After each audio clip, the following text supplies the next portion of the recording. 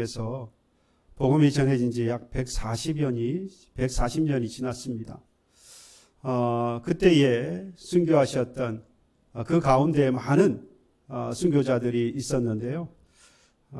우리나라에 그 순교하셨던 분들이 약 한 2,600여 명 정도 된다고 해요. 그 가운데에서 약 600여 명 정도가 경기도 용인시에 있는 한국 기독교 순교자 기념관에 사진과 함께 또 이름이 있습니다. 거기에 주기철 목사님이나 우리가 잘 아는 손양훈 목사님 이런 분들에 대해서 헌정이 되어져 있는데요. 그분들뿐만 아니라 우리가 잘 알지 못하는 그런 많은 순교자들이 있습니다. 우리가 지난 2023년에 참 감사하게도 서해안을 따라서 우리가 순교자들을 순교자 교회들 이렇게 탐방을 했습니다.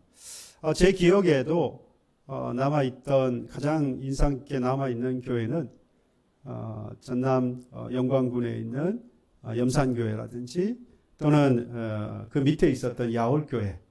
염산교회 같은 경우는 77명, 그러니까 교회의 약 절반 이상 되어지는 교인들이 순교를 했던 곳이기도 합니다.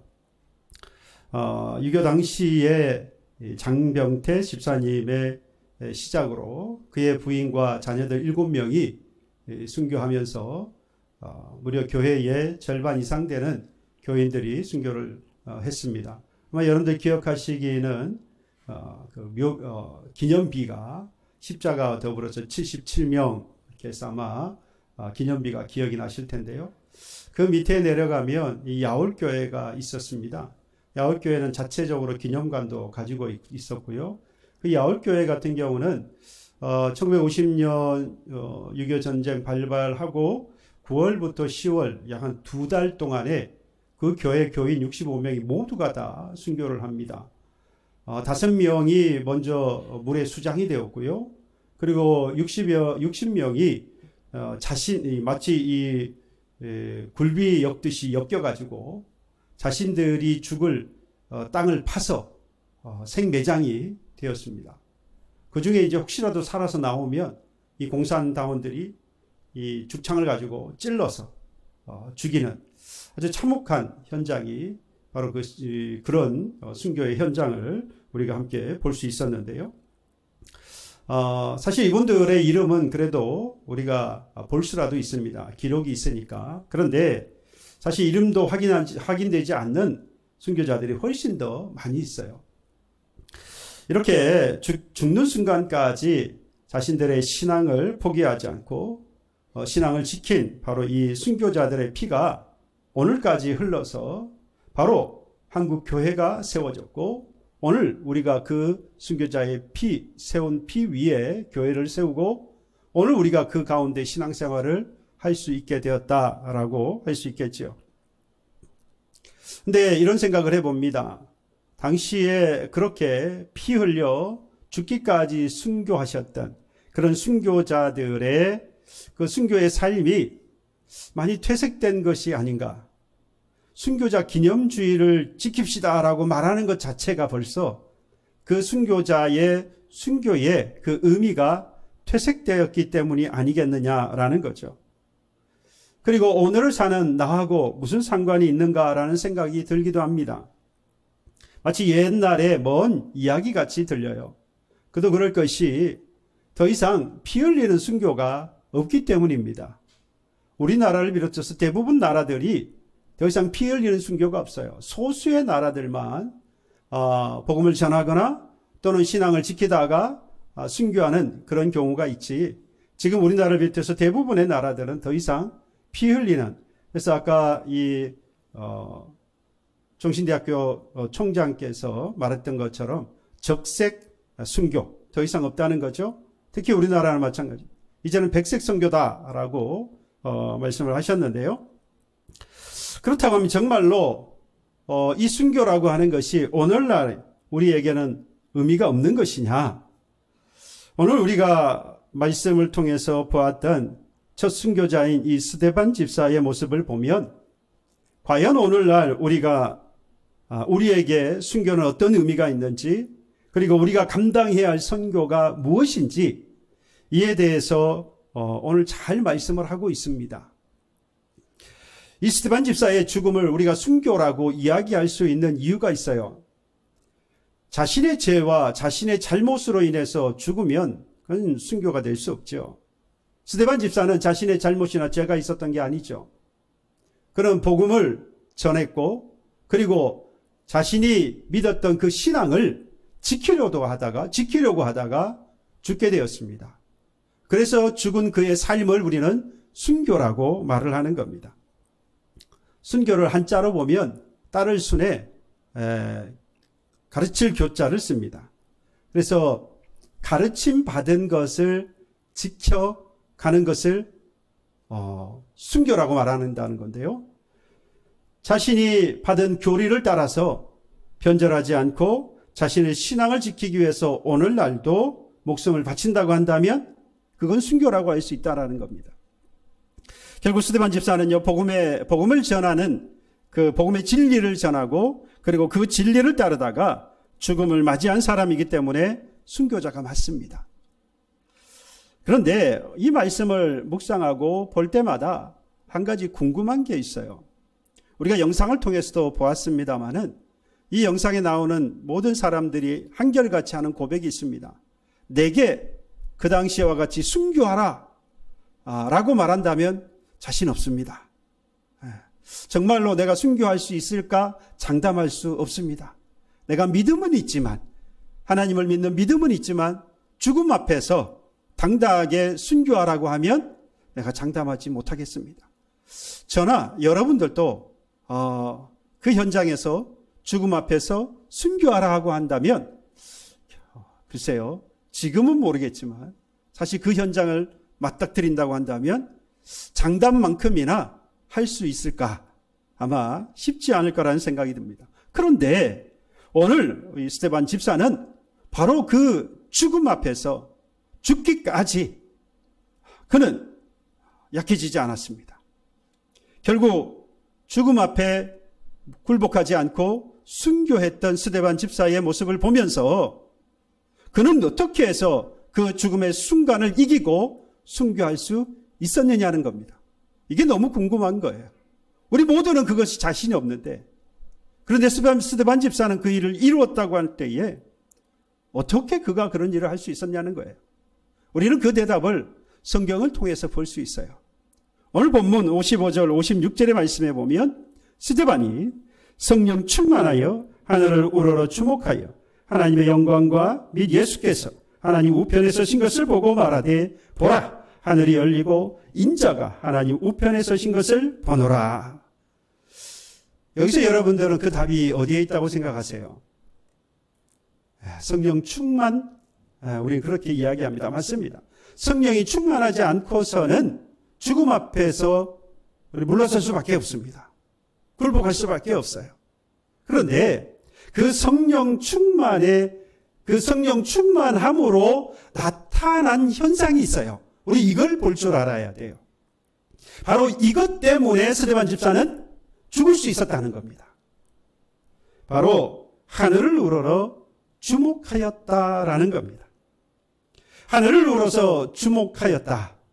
여러분, 지금 스데반 집사가 당한 지금 이 땅에서의 상황은 어떠느냐?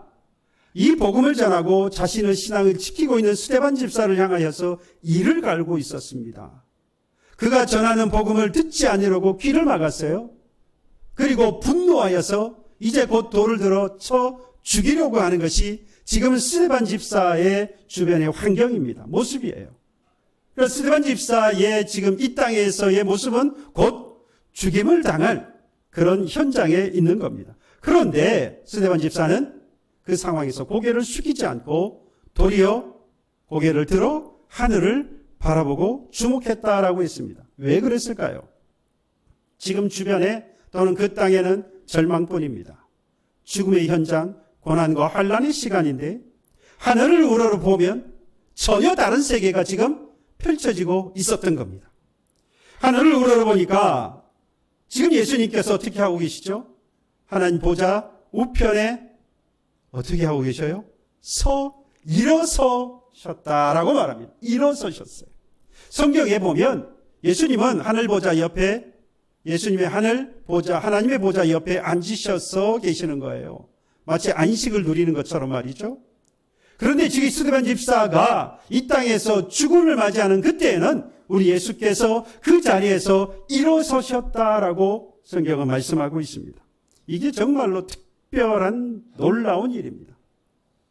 지금 스데반 집사는 그 하늘을 우러러 볼 때에 하나님이 우리 예수님께서 벌떡 일어서신 모습을 보았습니다.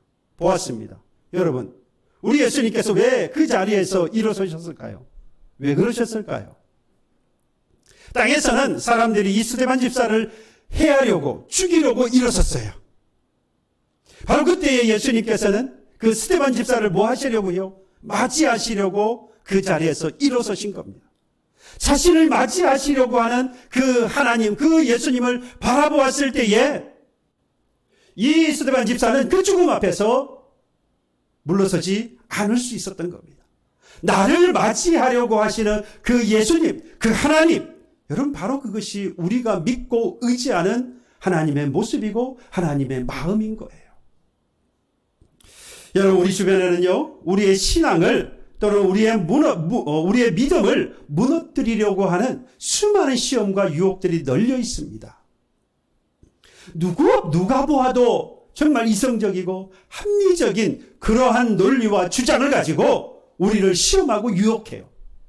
지금 만약 여러분 이 악한 영이 사탄이 머리에 풀을 달고 시뻘건 눈을 하고 엉덩이에 꼬리를 달고 우리를 시험하고 우리를 유혹하려고 다가온다면 넘어질 사람이 없을 거예요. 왜요? 사탄이 보이잖아요. 너무 똑똑히 보여요. 악한 영이 너무 자세하게 보여요. 그런데 지금은 악한 영 사탄이 그렇게 우리에게 다가오지 않습니다. 그렇게 우리를 시험하고 유혹하지 않아요. 지극히 이성적이고 합리적인 주장과 논리를 가지고 우리를 찾아옵니다.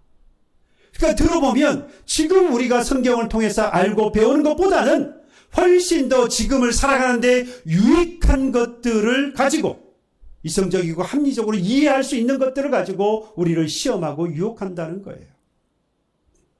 여러분 세상을 돌아보세요. 세상의 정의는 뭐죠? 모두가 다 인정하고 받아들이는 것들이에요. 그게 바로 이 지금의 정의입니다. 여러분, 우리는 이 땅을 바라보면서 사는 사람이 아닙니다. 우리는 하늘을 바라보며 살아야 하는 그리스도인입니다. 세상이 그래서 여러분들을 버릴 때에 예수님은 여러분들을 위해서 일어서시는 거예요. 사람들이 여러분들을 외면할 때에 우리 예수님은 그 자리에서 일어서시는 겁니다. 그냥 보고만 계시는 게 아니에요. 직장에서 사회에서 여러분들의 동료들이 여러분들의 정직함을 보고 여러분들의 신앙을 보고 비웃을 때에 우리 예수님은 그 자리에서 일어서십니다. 가족들이 여러분들의 신앙을 이해해주지 못할 때 우리 주님은 일어서십니다.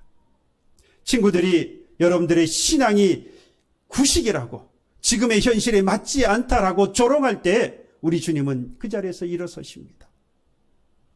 여러분들이 세상에 지쳐서 쓰러져 있을 그때에 예수님은 쓰러진 나를 일으켜 세우시기 위해서 그 자리에서 일어서시는 거예요. 믿으십니까? 예. 그 주님을 바라보며 오늘도 일어서는 여러분과 여러분들의 가정이 되기를 주님의 이름으로 축복합니다. 그러면 이제 스데반 집사의 마지막 순간을 함께 봅시다. 이 마지막 순간에 스데반 집사의 생의 마지막 순간을 보면 오늘 이 시대에 그리스도인으로 살아가는 우리가 감당해야 할 순교가 무엇인지를 아주 정확하게 이야기하고 있습니다. 비록 피 흘리는 순교가 아니라고 할지라도 오늘날 우리가 감당해야 할 순교가 무엇인지 오늘 스데반은 우리에게 보여줍니다. 보십시오. 이 스데반 집사가 돌에 맞아 죽을 때에 오늘 본문에 보면 크게 두 가지를 기도하고 있습니다. 59절, 60절에 보면 그들이 돌로 스데반을 치니 스데반이 부르짖어 이르되 주 예수여 내 영혼을 받으시옵소서. 60절에 무릎을 꿇고 크게 불러 이르되 주여 이 죄를 그들에게 돌리지 마옵소서. 여러분, 주 예수여 내 영혼을 받으시옵소서라고 하는 건요, 자신의 신앙 고백입니다. 내 영혼을 지금 아시고 받아주실 분은 누구다? 하나님 뿐이시다. 이게 지금 스데반 집사의 신앙이에요. 두 번째 기도는요, 주여 이 죄를 그들에게 돌리지 마옵소서. 이건 자신을 죽이는 사람들을 지금 뭐 해달라는 겁니까? 예, 용서해달라는 거예요. 용서를 빌고 있는 건 자신은 이미 뭐 했습니까? 용서했다는 거예요. 주여 내가 저들을 용서하였으니 저들을 용서해 달라고 기도하는 겁니다. 여러분, 예수님께서 십자가에 달려 죽으실 때에 누가복음 23장 34절에 똑같은 기도를 하셨어요. 아버지 저들을 사하여 주옵소서 자기들이 하는 일을 알지 못함이니이다. 십자가에 달려 죽으실 때에 창으로 그리고 모진 수치와 그리고 저주를 통하여서 예수님을 죽이는 그 현장에서 우리 주님은 그들을 향하여서 저들을 사하여 달라고, 저들의 죄를 용서해 달라고 기도하셨습니다. 오늘 우리가 함께 영상을 통해서 소개받았던, 그리고 우리가 순교자로서의 우리나라의 대명사라고 할 수 있는 손양원 목사님, 우리가 잘 아는데요, 이 손양원 목사님이 주일 예배를 인도하는 중에 두 아들이 순교를 당했다는 소식을 듣습니다. 손동인, 손동신. 두 아들이 순교를 당했다는 소식을 듣고 예배를 마친 후에 하나님 앞에 감사 기도를 하는데요, 그 감사 기도의 내용이 이렇습니다. 하나님, 하나님의 뜻이 계셔서 제 두 아들을 불러 가신 것을 믿고 감사드립니다. 하나님, 제 두 아들을 죽인 사람, 그의 생명을 보전해 주십시오. 제가 전도하겠습니다. 그가 그대로 지옥에 가서는 안 됩니다. 하나님, 저에게 그를 사랑할 수 있는 마음을 주옵소서. 아들을 데려가신 분은 하나님이시라고 하는 믿음의 고백을 하고, 그리고 나머지 모든 기도의 제목은 두 아들을 죽인 그 사람을 위해서 기도하고 있습니다. 그 사람이 예수를 믿기를, 그리고 그 사람을 내가 용서한 것처럼 하나님도 그 사람을 용서해 주셔서 하나님의 백성 삼아달라고 기도한 겁니다. 당시에 장례를 다 마치고 이 손양원 목사님이 하나님 앞에 헌금을 했는데요, 10,000원을 하셨어요. 그때 손양원 목사님 사례비가 한 달에 80원이었습니다. 80원. 10,000원이라고 하는 금액은 자기 이 재산의 전부인 거죠. 자신의 인생의 전부라고 느껴지는 두 아들을 순교자로 내보내고 그리고 자신의 재산 전부도 하나님 앞에 드린 겁니다. 인생을 다 하나님 앞에 드려버렸다라고 할 수 있겠죠. 이후에 그들의 아들을 죽였던 이 안재선이라고 하는 이 공산당원을 양아들로 받아들이고 이름을 손씨로 손재선이라고 이름을 부르게 됩니다. 그리고 나서 이 아들을 목사를 만들어요. 목회자를 씁니다. 여러분, 스데반 집사 역시 용서로 그의 인생을 마쳤습니다. 우리 주님도 그의 인생 마지막은 모든 인류에서 모든 사람들을 용서하시는 것으로 인생을 마치셨어요. 근데 여기서 놀라운 일들이 생깁니다. 우리 주님께서 이 모든 사람들을 용서하심으로 모든 인류가 뭘 받았습니까? 생명을 받았어요. 죽음에서 벗어나서 예수님이 주시는 생명을 얻게 되었습니다. 스데반 집사가 용서함으로 인해서 그 현장에 있었던 사울이 복음을 세계에 전하는 전도자로 변화되어졌습니다. 스데반 집사를 죽이는 그 현장에 사울이 있었습니다. 죽이려고 하던 사람들이 자신들의 겉옷을 벗어서 이 사울에게 맡겨두었습니다. 우리가 오후 시간에 함께 공부할 때 옷에 대해서 배웠어요. 유대 사람들에게 있어서 겉옷은 뭐였습니까? 자신들의 권위를 이야기했습니다. 자신들의 권위를 다 누구에게 맡겨요? 사울에게 맡겼다 이 말입니다.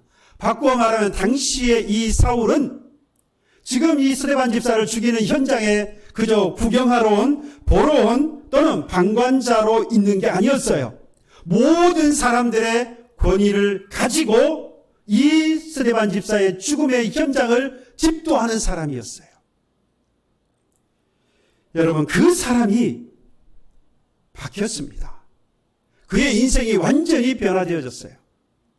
그 모든 일의 시작이 바로 이 스데반 집사의 용서에서 시작되었다는 겁니다. 그래서 용서는요, 사람을 변화시키고 사람을 살리는 능력이 있습니다. 여러분, 가르치고 지도하고 책망으로 사람을 살리는 게 아닙니다. 그게 사람을 변화시키는 게 아닙니다. 희생을 통한 용서로 사람을 변화시키고 사람을 새롭게 하고 사람을 살릴 수 있는 겁니다.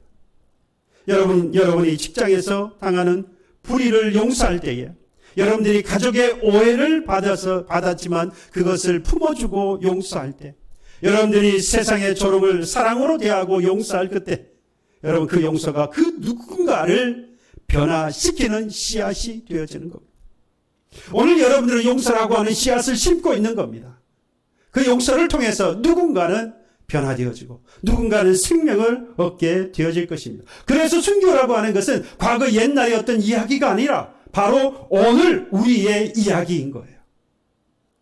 세상이 아무리 여러분들을 흔들고 직장에 있는 사람들이 아무리 여러분들을 힘들게 하고 그리고 가족이 아무리 나의 그 신앙을 이해해 주지 못하고 사회가 여러분들을 외면한다고 할지라도 여러분, 하늘은 열려 있습니다. 그리고 예수님께서 일어서 계십니다. 그러니 여러분도 이제 그 자리에서 일어서셔야 합니다. 현실의 어려움, 고통 있지요. 여러분, 그 자리에서 굴복하지 말고 일어서십시오. 나를 바라보시며 일어서시는 우리 주님을 바라보시고 주님처럼 우리 스데반 집사처럼 용서함으로 살아있는 오늘의 순교자가 되시기를 주님의 이름으로 축복합니다. 이 시간 성찬식을